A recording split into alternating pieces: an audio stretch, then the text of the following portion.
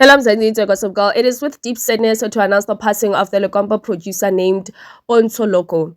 I'll be reading this caption from the Bulo House music page. Today, the Legomba industry has lost one of its creative soldiers. So producer and hitmaker Ponto Loco has sadly passed away. Ponto Loco played a major role in shaping the modern Legomba sound through his work with artists like Shande Shebeshid, Village Essay, DJ Ita, Page, and many others. So here they're talking about this song.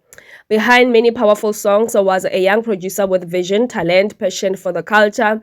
His sound reached taxis, streets, taverns, festivals, and homes across South Africa.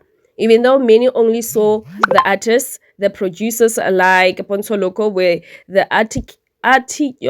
Sekgowa bana, behind the movement. Today, we move not just a producer, but a contributor to Limpopo music history. May his soul rest in peace. Condolences to his family, friends, colleagues, and the entire Limpopo community. Hashtag rest in peace. Ponto Loco. Sometimes the Bolo House is another subgenre ya Limpopo. Ka mo side la Botsaneng.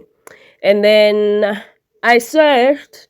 I wanted to find out who is this producer that passed away, but there's just limited information. He's not a social media person. The only thing that I could find were just 2022 pictures and videos.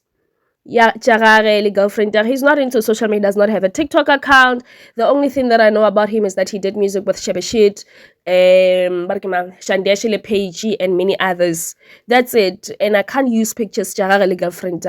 So hence, le bona di picture check because he's not into social media. He does not have anything. So I don't know what kind of a producer he is because he hasn't been posting any work. Maybe I don't know, Mzansi.